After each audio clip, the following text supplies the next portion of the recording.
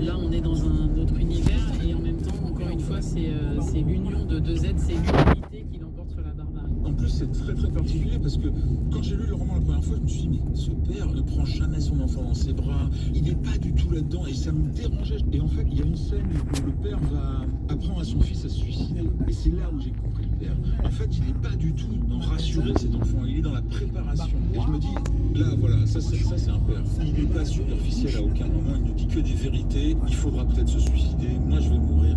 Et là, il m'a semblé soudain rejoindre mon propre père à moi et j'ai pu finalement arriver à le choper comme ça. Vous regardez quoi de votre père alors justement, Manuel Arsenet? Mon père et moi avions une relation basée sur le silence. Mon père était quelqu'un de très introverti et surtout il avait compris que j'avais des problèmes mentaux que j'ai toujours et il me disait pour toi ça va être dur. Ma vie a été placée sous le signe de la maladie bipolaire et mon père voyait ça de loin sans savoir mettre des mots dessus. Tout ce qui était réel était un problème pour moi. Parler avec les autres était un problème, parler avec mes parents. Comprendre comment fonctionnaient les relations à l'école, c'était impossible. Ma mère, voyant que j'avais des problèmes pour lire, a très vite, toutes les semaines, cherché à la bibliothèque 4-5 bandes dessinées. Et j'ai découvert le monde à travers des bandes dessinées. Et j'avais l'impression, enfin, de pouvoir agripper ce monde-là. J'arrivais à comprendre quelque chose. Ça veut dire que le dessin vous a permis d'aller mieux, d'affronter la vie, de trouver l'endroit où vous vous sentez le mieux? Ça m'a permis d'avoir un truc dans la vie pour lequel j'étais parfaitement adapté. Et pour un enfant dont le cerveau est complètement retourné, c'était une manière de trouver un endroit où toutes les émotions qui me débordaient, j'arrivais à les rendre. Alors pas bien, parce que j'étais petit et que j'avais pas encore les vocabulaires. Mais je voyais, je pense que c'est essayer. On parle justement des souvenirs, le père dit à son fils, on oublie ce dont on pourrait se souvenir et on se souvient de ce qu'il faudrait oublier. Quand une phrase comme ça arrive, au bout de 5 pages de silence, évidemment elle a une ampleur bien plus grande. Et c'est là où j'ai pigé aussi que le silence rendait le peu de dialogue bien plus important que ce que ça aurait pu être si j'avais tartiné des textes à n'en plus finir. Le silence, il est dessiné, c'est incroyable. C'est ma grande fierté. Mais ça vient pas de moi, ça vient de Taniguchi. C'est un mangaka. Il avait fait un livre qui s'appelle L'homme qui marche. C'est un type qui promène son chien, c'est tout. Et il avait fait une case que j'avais vue quand j'avais une douzaine d'années. C'est une grande case en longueur, elle est blanche. Et pourtant on voit le vent, on entend le vent. Et je me suis dit, si on peut faire ça, ça veut dire qu'on peut faire le silence, ça veut dire qu'on peut faire même des choses très pointues dans les regards. Et je me suis rendu compte que ces détails-là sont extrêmement importants. Quand je fais un gros plan sur une douche, par exemple, on comprend qu'il y a une douche finalement, et on comprend ce que ça peut éveiller chez eux. Le gros travail, ça a été ça. Et je suis très content que vous mettiez le silence en exergue, parce que c'est difficile de dessiner le silence. En fait, vous êtes très malin, Manuel Arsenet, parce qu'à travers les œuvres des autres, non mais si, vous racontez vous-même en fait. Oui, oui, bien sûr. Mais pourquoi j'ai adapté La Route et le rapport de Brodeck, c'est que j'avais fait une série avant qui s'appelait Blast, ce que je jugeais Ça a duré 4 ans, mon chef-d'œuvre, parce que je l'ai écrit.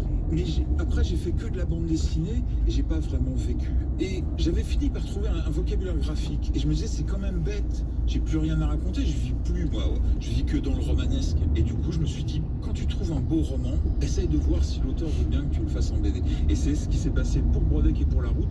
Et j'ai appris énormément et j'ai passé beaucoup de temps à y réfléchir, ce qui était très très plaisant. Si vous voulez voir comment on dessine le silence, rendez-vous avec La Route, l'adaptation de Manuel Arsenet d'après l'œuvre de Cormac McCarthy. C'est sorti chez Dargaud.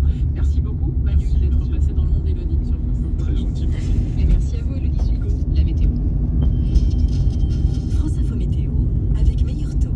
Comparez les offres et faites les meilleures économies sur vos crédits, assurances, placements et mutuelles.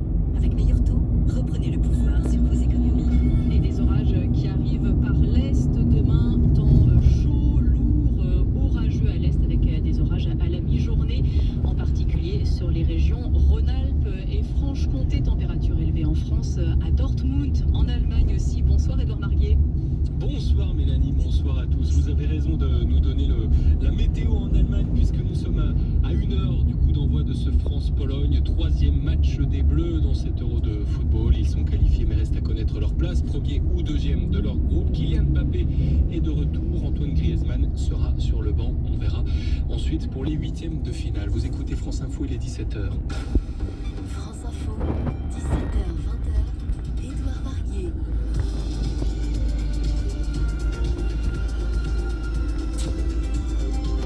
Et c'est l'heure de l'info avec Armand Perrouloga. Bonsoir Armand. Bonsoir. À la une, des nouveaux appels à faire barrage à l'extrême droite. Ils sont lancés par Dominique Strauss-Kahn et l'écologiste Yannick Jadot, alors que la majorité présidentielle n'a pas encore tranché l'épineuse question question des consignes de vote en cas de duel RN-LFI au second tour. Stellantis et Citroën tentent de mettre les bouchées doubles pour réparer les airbags défectueux qui touchent plus de 500 000 C3 et DS3. Le constructeur auto est accusé de lenteur dans ses réparations. À suivre aussi la Russie qui bloque l'accès à 81 médias européens, dont les sites de Radio France et de l'AFP. Et puis l'Euro de foot, France-Pologne dans une heure, dernier match de poule pour les Bleus qui pourront compter sur le retour de Kylian Mbappé comme titulaire. À vivre en intégralité évidemment sur France Info. Avant cela, la campagne pour les législatives avec le débat de ce soir sur TF1. Gabriel Attal pour le bloc macroniste, Jordan Bardella pour l'extrême droite, Emmanuel Bompard pour la gauche. On vous dira tous les enjeux. 18h20, un monde d'avance. Au Venezuela ce soir, Nicolas Maduro, le président, veut une grande réconciliation et demande à des millions d'exilés de revenir au pays. Bienvenue, c'est le 17-20. Encore des appels à faire barrage à l'extrême droite à 5 jours du premier tour des législatives. L'appel est lancé notamment par Dominique Strauss-Kahn, l'ancien patron du FMI, ancien ministre socialiste de l'économie. En cas de second tour opposant un candidat RN à un candidat LFI, il appelle à éliminer le candidat Rassemblement National. L'écologiste Yannick Jadot appelle également à un sursaut. Il ne comprend pas que les débats se focalisent sur Jean-Luc Mélenchon à gauche. Pour lui, le vrai danger serait l'arrivée au pouvoir de l'extrême droite. Qu'est-ce qui se passe dans notre pays, pardon? On a l'extrême droite qui est au bord du pouvoir et on a l'impression qu'il y a une sorte de banalisation de l'arrivée de l'extrême droite au pouvoir. Enfin, quand même, on est la France. Qu'est-ce qui fait la fierté de ce pays, bordel? C'est quand même les droits humains. C'est quand même la révolution de 1789. C'est quand même d'avoir été l'hôte de l'accord de Paris sur le climat. C'est notre modèle social. C'est le Conseil national de la résistance. Ça n'a jamais été le tri des Français sur leur base de couleur de peau, de religion ou d'origine. Enfin, on est fiers de la résistance, on n'est pas fiers de Vichy. Est-ce qu'à un moment donné, on va se réveiller? Est-ce que c'est ça qu'on veut? Est-ce que c'est ça la France? Moi, quand j'entends, enfin franchement, encore une fois, Mélenchon ne sera pas Premier ministre. Quand j'entends une partie de la gauche s'obséder de Jean-Luc Mélenchon, quand c'est l'extrême droite qui arrive, moi c'est pas mon copain Jean-Luc Mélenchon, ça vous a pas échappé depuis des années. Mais Jean-Luc Mélenchon, c'est pas Marine Le Pen. Yannick Jadot, l'écologiste sur France Info à la mi-journée. Pour l'instant, le camp présidentiel n'a pas officiellement tranché la délicate question des consignes de vote en cas de duel RN-LFI au second tour ou de triangulaire avec un candidat insoumis. Une première réunion en visio s'est déroulée cet après-midi. Ce soir, ce sera le premier débat entre les trois blocs politiques. Gabriel Attal, Jordan Bardella et Emmanuel Bompard. Ils vont se retrouver à partir de 21h sur le plateau de TF1 sans les Républicains puisque le Conseil d'État a rejeté la demande des LR qui voulaient participer à ce débat. Les Républicains estiment que leur absence est hautement préjudiciable alors que 25% des électeurs disent ne pas avoir fait encore leur choix pour ce premier tour des législatives. À l'approche des vacances d'été, plus de 200 000 voitures Citroën C3 et DS3 sont toujours au garage en France. Interdiction pour les automobilistes de conduire avec à cause des airbags potentiellement défectueux. Airbags fournis par l'entreprise japonaise Takata. Fin mai, le groupe Stellantis a rappelé des centaines de milliers de véhicules dans le monde. Hier, l'UFC Que Choisir a mis en demeure Stellantis de trouver des solutions de substitution pour tous les automobilistes qui ne peuvent plus utiliser leur véhicule.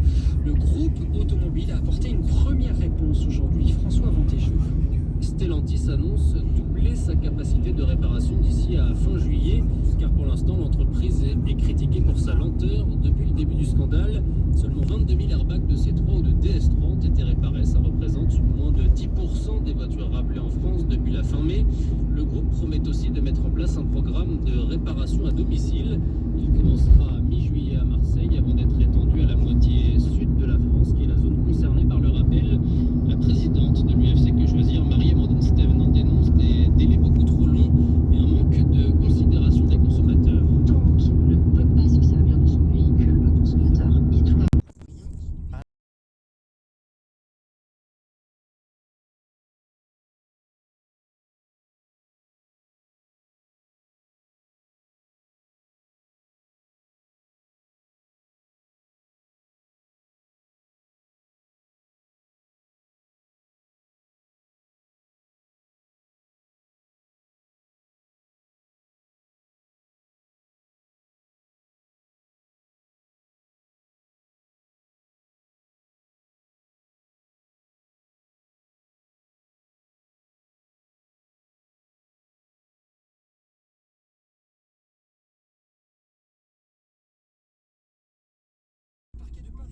Fermeture du site de rencontre Coco plusieurs affaires criminelles, notamment dans le drame de Grande-Synthe. C'est sur ce site qu'un jeune homme de 22 ans a été victime d'un guet-apens meurtrier en avril dernier. 4 suspects liés à ce site sont actuellement interrogés par les enquêteurs. Un incendie dans un immeuble près du BHV à Paris. Ce matin, au moins 7 personnes ont été blessées, dont 5 pompiers. Plusieurs étages ont été touchés. Le feu a été maîtrisé à la mi-journée. Le BHV reste fermé jusqu'à ce soir, mais il va rouvrir demain pour le premier jour des soldes d'été. La Russie se referme un peu plus pour les médias étrangers. Moscou a décidé d'interdire de diffusion 81 médias européens sur le sol russe. Parmi ces médias figurent Radio France, Le Monde, Libération ou encore l'agence France Presse. Il s'agit de représailles à l'interdiction de plusieurs médias russes instaurés par Bruxelles. À Moscou, Sylvain Tronchet. 81 médias européens rejoignent donc la très longue liste des sites et applications bloqués en Russie. La plupart des médias français ayant un correspondant à Moscou en font partie. Le Monde, LCI, l'AFP et les sites des antennes de Radio France notamment. Cette décision est donc une mesure de rétorsion, expliquent les autorités russes, après l'interdiction de 4 médias russes en Europe mi-mai, accusés par Bruxelles de diffuser de la propagande pro-Kremlin. Allez, on avance un peu la merde. Interdit aujourd'hui en Russie, dont celui que Faites de PD, là. sont accusés de diffuser systématiquement des informations inexactes sur le déroulement de l'opération militaire spéciale, en clair, de la guerre en Ukraine. En effet, cette décision ne devrait pas changer russe dans l'UE et les médias européens qui pas très suivis en Russie. Les médias occidentaux qui ont un service en langue russe, comme le confrère de Radio France Internationale ou la BBC, sont déjà interdits depuis longtemps par Moscou. Sylvain Tronchet à Moscou et par ailleurs la Cour pénale internationale a émis aujourd'hui des mandats d'arrêt contre le chef de l'armée russe et contre l'ancien ministre russe de la Défense Sergueï Shoigu. Tous deux sont accusés d'être responsables de crimes de guerre en Ukraine. Julian Assange proche d'une libération après un accord surprise passé avec la justice américaine. Le lanceur d'alerte australien est en route vers les États-Unis. Demain, il doit plaider coupable devant un tribunal fédéral des îles Mariannes, territoire américain du Pacifique.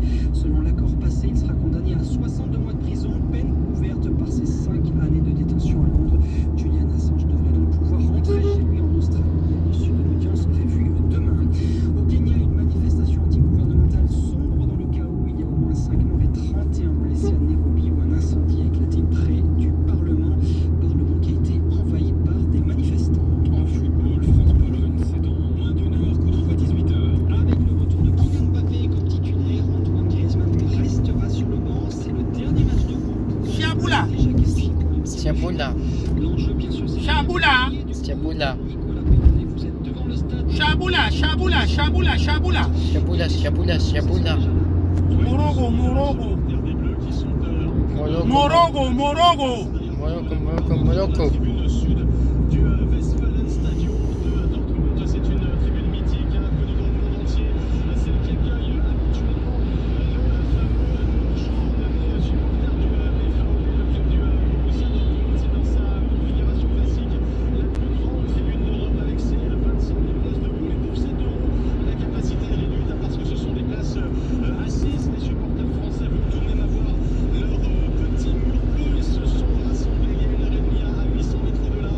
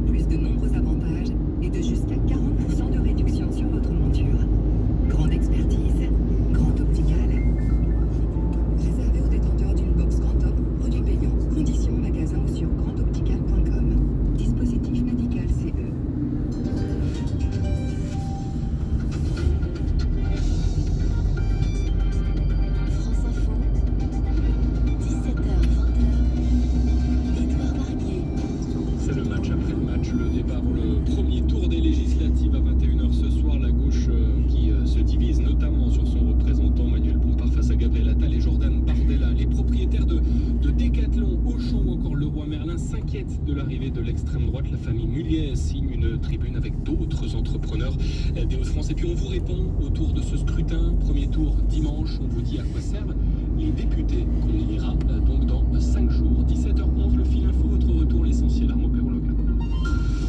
L'Euro de foot, dernier match de poule ce soir pour l'équipe de France. C'est à partir de 18h face à la Pologne, avec le retour de Mbappé comme titulaire. Griezmann lui sera sur le banc. Les Français déjà qualifiés pour les huitièmes de finale vont tenter de finir premier de leur groupe. Première place occupée par les Pays-Bas qui eux affrontent l'Autriche également à 18h. Un nouvel appel à faire barrage à l'extrême droite. Dominique Strauss-Kahn sort du silence et appelle à stopper le RN qui a voté LFI au second tour. L'ancien patron du FMI estime que le Rassemblement national est le pire ennemi de la République. Ce soir, ce sera donc le premier débat télévisé entre les trois blocs. Jordan Bardella, Gabriel Attal et Emmanuel Bompard vont se retrouver sur TF1 à partir de 21h. Les Républicains n'y participeront pas. Le Conseil d'État a rejeté la requête du parti de droite. Valérie Pécresse annonce un remboursement de 100 € du forfait imaginaire pour les lycéens d'Île-de-France. Ce remboursement partiel sera mis en place dès la rentrée 2024. C'est ce que dit la présidente de la région Île-de-France. Suite et peut-être fin prochainement de la saga judiciaire de Julian Assange. Le fondateur de Wikileaks a négocié un accord avec la justice américaine. Il est en route vers les îles Mariannes dans le Pacifique où un juge l'attend. Il devrait être condamné à 62 mois de prison, peine qu'il a déjà purgée en Angleterre. Julian Assange est poursuivi pour avoir divulgué plus de 700 000 documents confidentiels américains. France Info. Un premier débat dans cette campagne éclair pour les législatives. Les têtes d'affiche des trois blocs s'affrontent ce soir sur TF1 à partir de 21h dans l'ordre alphabétique. Gabriel Attal pour Ensemble, la coalition pour une majorité présidentielle. Jordan Bardella pour le Rassemblement national et son alliance contestée avec le Parti Les Républicains. Emmanuel Bompard pour le nouveau Front populaire, l'alliance de gauche. Victoria Coussa, avant de parler avec vous des enjeux de cette confrontation, d'abord la forme. À quoi doit-on s'attendre? Eh bien, aux trois hommes sur le même plateau en arc de cercle pour pouvoir se répondre, interrogés par deux journalistes de la chaîne, entre 1h30 et 2h de débat à partir de 21h, que du débat, pas de reportage ou de questions de téléspectateurs, deux grandes séquences, la première autour du pouvoir d'achat, la deuxième autour des enjeux de sécurité et d'immigration, à voir qui s'imposera, qui parlera le plus longtemps dans chaque partie. Alors justement, quels sont les enjeux, les pièges de ce débat? Eh bien, comme souvent, c'est celui en pleine dynamique qui a le plus à perdre. En l'occurrence, le patron du Rassemblement national, Jordan Bardella, crédité de 35% d'intention de vote dans notre sondage et qui, malgré des renoncements sur une partie de son programme, reste en première position. Son parti devance de 6 points. Le nouveau Front populaire, représenté ce soir par le bras droit de Jean-Luc Mélenchon, Manuel Bompard, lui sera certainement attaqué par les deux autres qui insistaient pour avoir à sa place le leader insoumis en personne, façon d'agiter l'épouvantail Mélenchon, puisque ce dernier, et ils le savent, a un effet repoussoir dans une partie de l'électorat de gauche, jugé ambigu depuis le 7 octobre sur l'antisémitisme. Et pour le camp macroniste alors? Là, l'idée des troupes d'Emmanuel Macron, à peine dans les sondages, est de pousser une autre stratégie, la dramatisation. Gabriel Attal appuiera très certainement sur le risque de déstabilisation des marchés, de guerre civile, même en cas de victoire des extrêmes, mettant dans le même panier la gauche et l'extrême droite. Le Premier ministre qui jouera sa carte à lui, sa candidature pour rester à Matignon, prenant le soin de tenir à distance Emmanuel Macron, qui cristallise le ressentiment d'une partie des Français. Et les LR qui seront bien absents ce soir du débat sur TF1 malgré leur recours en justice pour en être, demande rejetée par le Conseil d'État. Merci beaucoup Victoria Coussa. Dans cette campagne, certains regrettent le silence des grands patrons. Ce n'est pas le cas de ces entrepreneurs des Hauts-de-France qui signent une tribune. Parmi eux, la discrète mais puissante famille Mulliez, à la tête notamment d'Auchan, Decathlon ou encore Leroy Merlin. Ces patrons, Marion Ferrer, appellent les électeurs à faire un choix responsable. Tribune signée par une trentaine de patrons nordistes, principalement à la tête d'entreprises familiales qui revendiquent d'employer majoritairement dans leur territoire. Et cette tribune est portée, vous l'avez dit, par l'association familiale Mulliez qui détient plus de 130 enseignes. Mais celle-ci nous précise bien qu'il s'agit d'un texte collectif, un mouvement initié par une prise de conscience dans le monde économique face à une situation inédite et risquée selon le texte. Pas de consigne de vote donc, mais ces patrons appellent les Français à soutenir les candidats qui prônent, je cite, des messages de confiance, de coopération et de responsabilité. source de leurs inquiétudes, les mesures promises par les différents blocs de l'extrême droite et de la gauche. Pascal Boulanger, présidente du groupe Boulanger, est l'un des signataires. Le conseil, c'est une fois élu, ne faites pas n'importe quoi, s'il vous plaît, parce que si on casse l'entreprise, on casse tout en fait. Si on remet un impôt sur la fortune multiplié par 3, on va avoir un exode total de la population. Attention sur les retraites, si on les abaisse, la France n'aura pas les moyens, donc c'est bien beau, ça fait plaisir à tout le monde. C'est quasiment financièrement impossible. Sans nommer directement le RN ou le nouveau Front populaire, ces patrons citent d'autres exemples. La fin des traités de libre-échange avancés par les deux blocs, la mise en place d'une politique migratoire restrictive voulue par le Rassemblement national. Autre mesure redoutée, la hausse du SMIC ou l'indexation des salaires sur l'inflation proposée par la gauche. Des mesures que les entreprises fragilisées par le Covid et le contexte géopolitique ne pourraient pas supporter. Pascal Boulanger regrette des promesses politiques populistes éloignées de la réalité. J'ai dit cette tribune, c'était vraiment un principe de réalité et non pas de la démagogie dans quelque partie que ce soit. Je ne peux pas entrer dans ce débat qui viennent dire bah oui mais avec nous ce sera mieux alors qu'on n'aura pas les moyens de le faire. C'est vraiment ça. Des patrons qui le rappellent, ils n'ont pas vocation à nourrir seulement les actionnaires. Sans entreprise, ils le martèlent, il n'y a pas d'économie, d'emploi ni de cotisation. Marion Ferrer sur France Info. Avant le premier tour des législatives dimanche, on répond à vos questions tous les jours dans le 17-20. Colline Mollard, c'est le décryptage de France Info. Aujourd'hui, Colline, on parle des députés, leur rôle, leur travail. Alors d'abord, à quoi servent-ils ? Les 577 députés siègent à l'Assemblée nationale. Leur première mission, élaborer les lois. Les députés sont chargés de débattre, de voter pour ou contre des projets de loi, de déposer des propositions de loi ou d'amendements. Les députés siègent également dans une des 8 commissions permanentes de l'Assemblée pour préparer en amont le débat qui aura lieu en séance publique.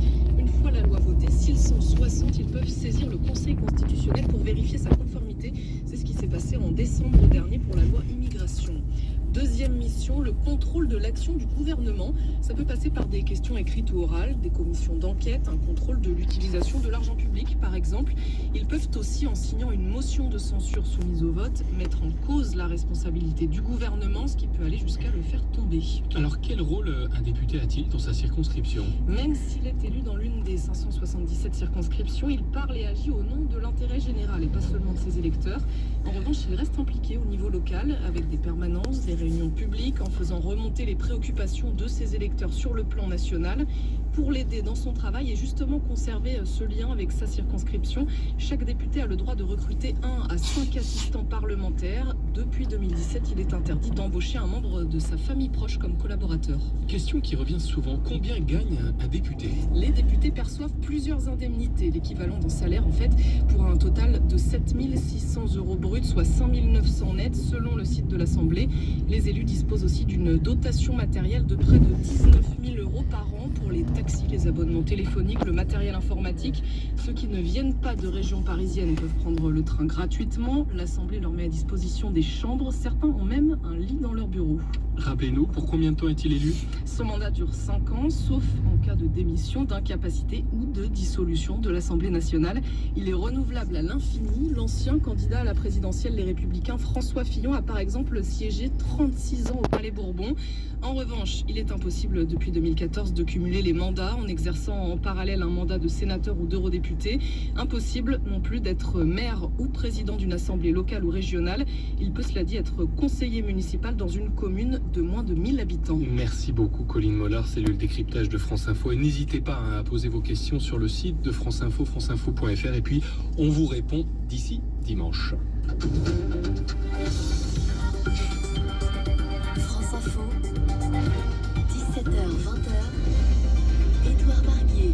Un site internet de rencontre à l'origine de plusieurs faits divers. Fermé, coco.gg n'est plus accessible depuis ce matin sur décision de justice. Un monde d'avance avec Olivier Poujade. Bonsoir Olivier. Bonsoir Edouard. Au Venezuela ce soir.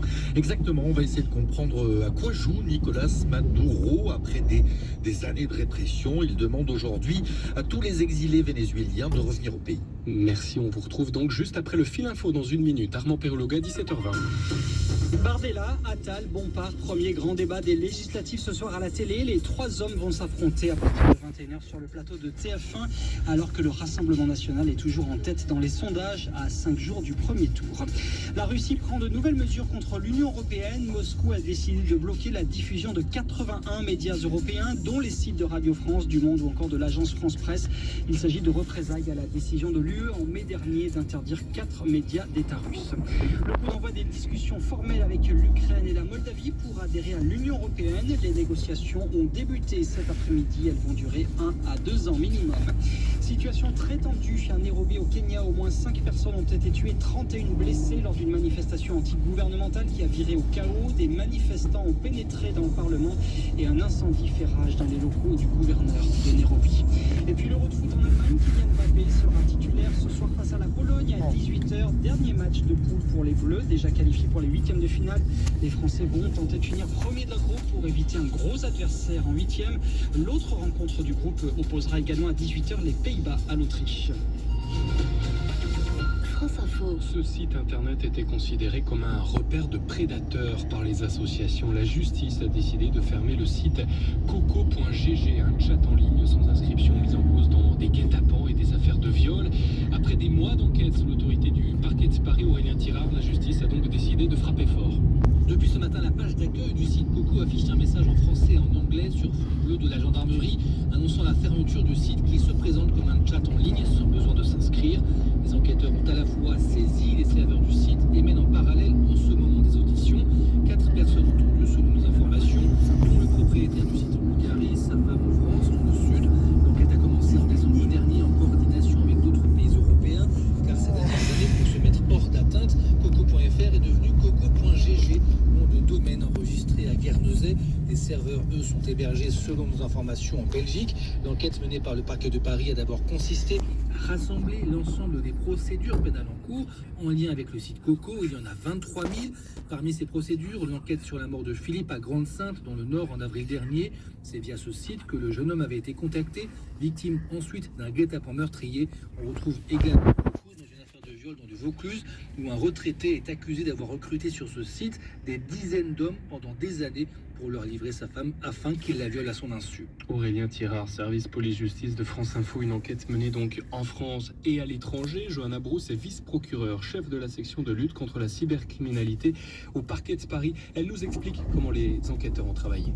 Ces serveurs ne se trouvaient pas en France, c'est pour ça qu'on a eu besoin de la coopération de plusieurs pays. C'était une organisation quand même savamment huilée parce que les auteurs des faits avaient pris le soin de dispatcher ces serveurs à l'étranger, des avoirs criminels à l'étranger, pour éviter justement qu'on puisse facilement remonter sur eux. Votre enquête, elle remonte à quand et en quoi elle a consisté?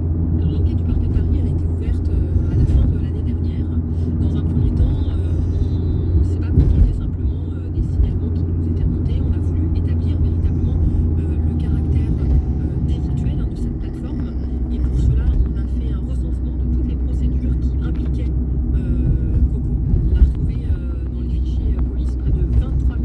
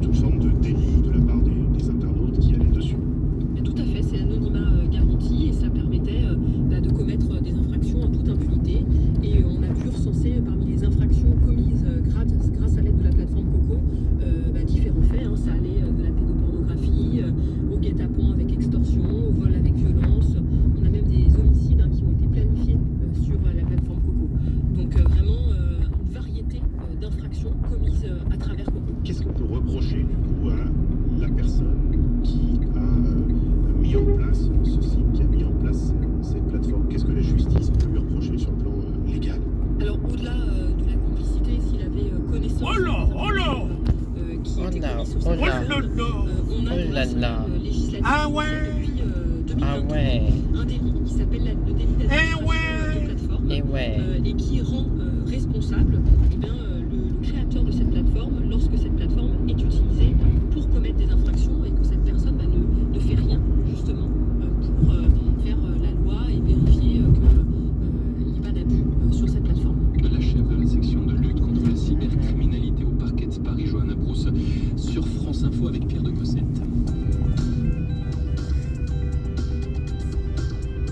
Un monde d'avance ce soir au Venezuela où une élection présidentielle est en préparation, scrutin prévu dans un mois environ le 28 juillet prochain. Tout a été mis en place par le régime pour que son leader, Nicolas Maduro, soit réélu.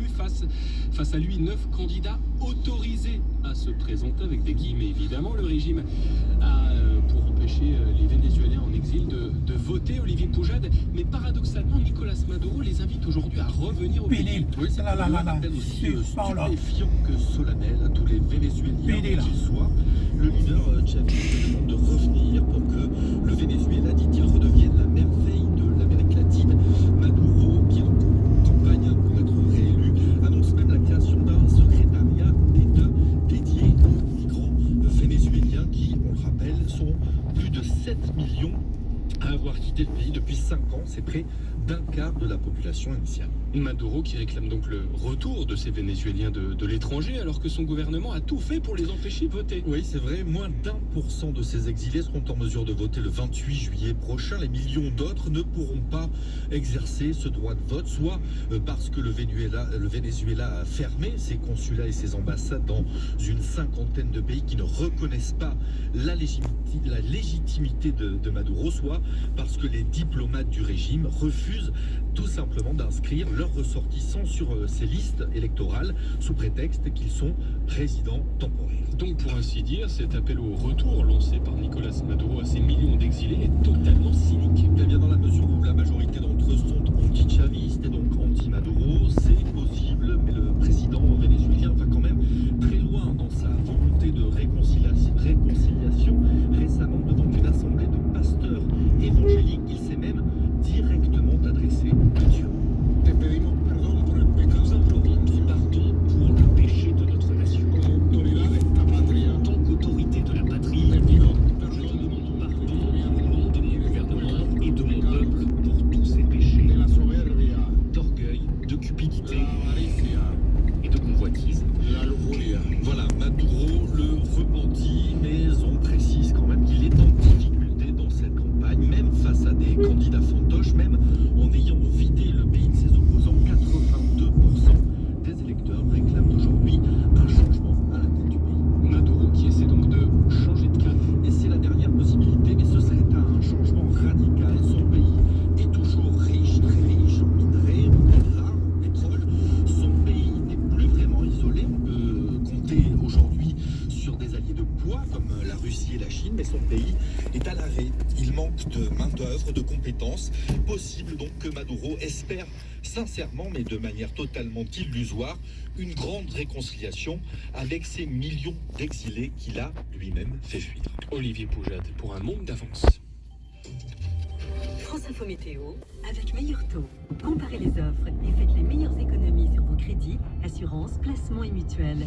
Avec Meilleur Taux, reprenez le pouvoir sur vos économies. Sébastien Léas, attention aux orages dans l'Est ce soir. Jusqu'en début de nuit, les conditions resteront instables entre les Alpes, la vallée du Rhône et la Franche-Comté. Le temps sera ensuite calme, mais les averses vont reprendre dès la fin de matinée demain entre le Jura et les Savoies. Au fil des heures, l'instabilité va se propager jusqu'aux frontières de l'Allemagne, vers l'est de la Bourgogne ainsi que vers le Lyonnais et les Alpes du Sud. Et les averses vont aussi devenir plus actives avec des risques d'orage. Quelques averses orageuses pourront aussi se développer demain après-midi sur le sud du Massif central et l'est des Pyrénées. Mais partout ailleurs, la journée de demain se passera encore sous un soleil radieux. Alors quelques cumulus accompagneront le soleil l'après-midi et puis autour du golfe du Lion, le début de journée sera parfois gris à cause d'entrées maritimes, mais le ciel sera plus dégagé l'après-midi. Toujours plus estival. Oui, avant que les averses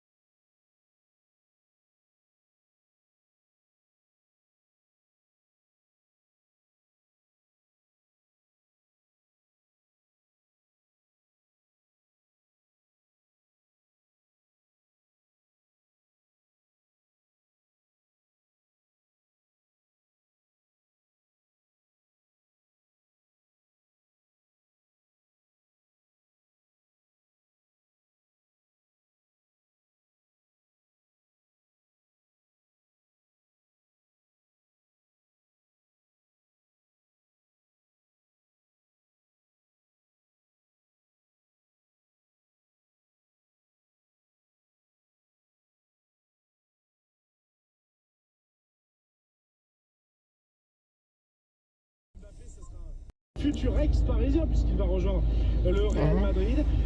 Antoine Griezmann est sur le banc, tout comme Marcus Thuram. Voilà les deux changements. Sinon, évidemment, c'est toujours la même équipe avec Maignan, Hernandez, Saliba, Upamecano, Koundé, Tchouaméni, N'Golo Kanté et Adrien Rabiot. Voilà les changements en attaque. Merci beaucoup Xavier Montferrand. À la même heure, 21 à 18h, donc pardon, les Pays-Bas affrontent l'Autriche. Et puis à 21h, on suivra Danemark-Serbie et Angleterre-Slovénie. La dernière ligne droite avant le premier tour des législatives anticipées, c'est dimanche. Ce soir, les représentants des 3 principaux blocs ont rendez-vous pour un débat sur TF1 à partir de 20h45. Jordan Bardella, président du Rassemblement national, Gabriel Attal, Premier ministre pour le camp présidentiel, Emmanuel Bompard, coordinateur de la France Insoumise. Les Républicains voulaient eux aussi prendre part au débat, mais leur demande a été rejetée par le Conseil d'État aujourd'hui. Dans les Pyrénées-Atlantiques, un prêtre de Bayonne est poursuivi pour agression sexuelle sur un jeune homme de 20 ans. Ce dernier a porté plainte pour des faits présumés commis en février. L'enquête révèle également que le prêtre possède dans son ordinateur des images pédopornographiques. Il est placé sous contrôle judiciaire et a interdiction d'exercer dans l'attente de son procès le 1er juillet prochain. Il était considéré comme un repère de prédateurs. Le site de rencontre Coco est désormais fermé sur décision de la justice. La plateforme est mise en cause dans plusieurs affaires criminelles, comme la mort de Philippe, ce jeune homme tombé dans un guet-apens à Grande-Synthe dans le Nord en avril. Volodymyr Zelensky salue un jour historique alors que les négociations d'adhésion de l'Ukraine à l'Union européenne ont officiellement démarré tout à l'heure. Un processus qui sera long et difficile dans le pays. La guerre se poursuit. Les autorités ukrainiennes ordonnent l'évacuation forcée des enfants et de leurs parents de 5 villages de la région de Donetsk, proche de la zone de combat à l'est. Merci beaucoup Sophie Echen. L'invité éco avancé de 10 minutes ce soir sur France Info en raison de France-Pologne. Évidemment, coup d'envoi 18h. Isabelle Raymond, c'est un peu comme un train qui arrive en avance. Pas mal, pas mal. Je reçois Marlène Dolvec, la présidente de la SNCF Gare et Connexion, puisqu'après le foot, il y aura les Jeux Olympiques et on va se demander si les gares de France sont prêtes pour l'événement. Réponse donc à 17h40. Le chaos d'abord au Kenya en Afrique. Manifestation anti-gouvernementale, on entend qui tourne au drame. Les manifestants ont pénétré dans l'enceinte du Parlement à Nairobi, où est actuellement débattu un projet de budget controversé. Il y a au moins 5 morts et 31 blessés selon des ONG qui dénoncent l'usage de balles réelles par la police. Valérie Crova, rédaction internationale de Radio France, sait-on ce qui s'est passé? Alors la tension est montée d'un cran à la mi-journée au moment où se tenait la 3e manifestation en 8 jours du mouvement baptisé Occupy Parliament, Occuper le Parlement, qui s'oppose au projet de budget. Les députés venaient d'approuver des amendements au texte qui doit être voté d'ici la fin du mois de juin. Plusieurs centaines de personnes ont alors forcé les barrages de police et franchi les grilles du Parlement, situé dans le quartier d'affaires de Nairobi. Les images de la télévision kenyane montrent des salles saccagées, des fenêtres brisées, du mobilier jeté à l'extérieur et brûlé. Il a fallu plusieurs dizaines de minutes avant que la police ne reprenne le contrôle de l'édifice. L'armée a été appelée en renfort pour sécuriser les abords du Parlement. Le bureau du gouverneur de Nairobi a également été incendié jeudi dernier. Une autre manifestation s'était soldée par la mort de 2 personnes toujours à Nairobi. Plusieurs ONG, dont Amnesty International, avaient accusé la police d'avoir procédé à des centaines d'arrestations. Alors Valérie, comment peut-on expliquer une telle explosion de colère? C'est le projet de budget qui cristallise le mécontentement de la population kenyane. Présenté devant le Parlement le 13 juin dernier, il prévoyait initialement l'instauration de nouvelles taxes, dont une TVA de 16% sur le pain, ce qui a provoqué une vague de protestations dans plusieurs villes kenyanes. Le gouvernement a fait marche arrière, il a retiré la plupart des mesures, mais cela n'a pas suffi à calmer les manifestants qui continuent de demander le retrait total du texte. Ils soupçonnent le gouvernement de vouloir compenser le retrait de certaines mesures en instaurant d'autres taxes et notamment une hausse de 50% des taxes sur les carburants. Le mouvement s'est transformé en une contestation à l'égard de William Ruto. Pour le président kényan, ces nouvelles taxes sont nécessaires pour redonner des marges de manœuvre au pays qui souffre d'une dette colossale. En 2023, elle s'élevait à 64 milliards d'euros. Le coût du service de la dette, principalement vers la Chine, a explosé alors que la monnaie kenyane, elle, s'est effondrée. La locomotive de l'Afrique de l'Est est aujourd'hui confrontée à de nombreux défis économiques. Un tiers des 51 millions d'habitants du Kenya vit actuellement sous le seuil de pauvreté. Merci beaucoup Valérie Crova, rédaction rédaction internationale de Radio France. Ce sont nos yeux et nos oreilles dans la bande de Gaza et pourtant la presse est dans une situation intenable. En 8 mois, des journalistes et des infrastructures de presse ont été ciblés par l'armée israélienne. C'est la conclusion d'une enquête de Forbidden Stories. Le consortium de journalistes a documenté la façon dont les professionnels de l'information ont été tués, blessés ou menacés. 50 journalistes de 13 organisations ont enquêté pendant 4 mois sur le sujet pour tenter d'établir les faits. Étienne Monin, rédaction internationale, là encore. D'abord, pourquoi une telle enquête ? Bien parce qu'on a passé la barre des 100 morts du côté des journalistes. C'est un record sur un terrain de guerre. Forbidden Story permet d'y voir plus clair sur les circonstances et sur la façon dont la diffusion de l'information a été au final étouffée par l'armée israélienne. Des journalistes identifiés comme tels ont été ciblés, des bâtiments d'information ont été détruits. L'enquête établit qu'il y a eu soit une politique répétée, soit un manque de retenue vis-à-vis de la presse palestinienne. Par exemple, Sami Shehadeh a perdu une jambe dans un tir le 12 avril dans le camp de Nuseirat au centre de la bande de Gaza. Il est caméraman pour la chaîne turque TRT. Il portait un équipement de journaliste de guerre ciblé presse. Moi, je ne comprends pas jusqu'à maintenant. J'ai été ciblé dès mon arrivée. Pourquoi ? Qu'est-ce que j'ai fait pour ça ? Est-ce que je représentais une menace pour l'armée ? J'étais très très loin, environ à 2 km des chars. Je ne sais vraiment pas, je n'ai pas la réponse à cette question. Autre exemple de journaliste touché, Abdallah El Hadj a perdu ses 2 jambes dans un tir aérien. Il travaillait notamment pour l'UNRWA, l'agence des réfugiés de l'ONU. Il a été touché après avoir tourné des images de destruction impressionnantes avec son drone. Son petit-neveu Ali Jindawi pense qu'il a payé son travail de documentation. La frappe a visé Abdallah exprès. Il y avait des gens autour. Abdallah était parmi les premiers à prendre des images du Nord. Il a toujours essayé de montrer ce qui se passait. L'armée tue les gens qui veulent montrer ce qui se passe au Nord. Les journalistes dénoncent aussi des menaces téléphoniques, ce que dément l'armée. Beaucoup de ces journalistes ont réduit leur activité par peur d'être pris pour cible. Alors que dit l'armée israélienne pour expliquer ce nombre élevé de journalistes touchés ? Dans une réponse du 20 juin, elle dit qu'elle ne vise pas les journalistes, qu'ils sont soit des dommages collatéraux lors des bombardements, soit des militants des groupes armés qui ont pris part au combat. Étienne, est-ce que les journalistes ont un statut particulier en temps de guerre ? Non, ils sont protégés par les conventions de Genève comme tout civil. Reporters sans frontières a soumis 22 cas à la Cour pénale internationale. Antoine Bernard est directeur du contentieux à RSF. Il espère que la Cour permettra de lever les doutes. On a visé l'ensemble des journalistes qui ont été tués à Gaza et parmi eux en particulier 22 cas de journalistes pour lesquels nous avons des raisons sérieuses de craindre qu'ils n'aient été visés intentionnellement et donc pour lesquels nous en appelons à l'intervention de la Cour pénale internationale. C'est peut-être malheureux, mais c'est comme ça. Et 8 bâtiments de presse ont également été détruits ou endommagés, dont le bâtiment de l'agence France Presse. L'enquête de Forbidden Story a établi qu'il avait été touché par un tir direct d'un char israélien. Merci beaucoup Étienne Monin, enquête à retrouver évidemment sur franceinfo.fr. J'ai toujours aimé les balades en forêt avec mes enfants et mes petits-enfants. Alors avec PFG, j'ai pu prévoir dans mon contrat obsèque que le moment venu, mes cendres soient dispersées en pleine nature, dans cette forêt à laquelle je tiens tant. Jusqu'au 31 juillet, chez PFG, 200 € vous sont offerts en souscrivant un contrat prévoyance. PFG, célébrer une vie. Conditions et rendez-vous sur pfg.fr ou dans l'une de nos 900 agences pour un devis personnalisé, intermédiaire immatriculé à l'ORIAS. Votre bibliothèque, on est d'accord, vous la voulez pile sur mesure. Alors laissez votre créativité s'exprimer. Vous l'imaginez au millimètre près, vous la visualisez en 3D sur tikimob.fr et tikimob.fr vous la fabrique et vous l'envoie. Oui, votre bibliothèque à vous. tikimob.fr. Quand on est pro, le bon réflexe travaux, c'est Mano Pro. Livraison express 48 heures et retour gratuit sur des milliers de produits. Fini les bouchons, bonjour les chantiers. Alors rendez-vous vite sur l'appli Mano Pro. Mano Pro, on bosse pour vous. Offre réservée aux professionnels, voir conditions du programme sur manomano.pro.fr. Chez Groupe Optical, nous pensons que vos yeux méritent l'excellence. Expertise en santé visuelle, conseils personnalisés et découverte des dernières tendances. Nos experts sont là pour vous. Et avec Ma Box Grand Top, profitez en plus de nombreux avantages et de jusqu'à 40% de réduction sur votre monture. Grande expertise, Grand Optical. Réservé aux détenteurs d'une box Grand Top,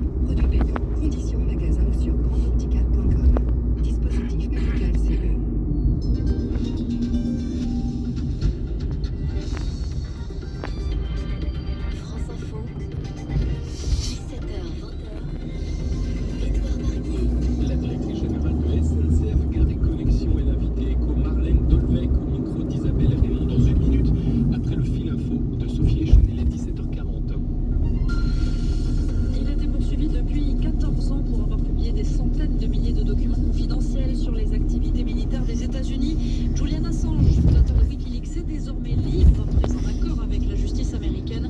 Détenu depuis 5 ans dans une prison au Royaume-Uni, il va bientôt pouvoir regagner l'Australie.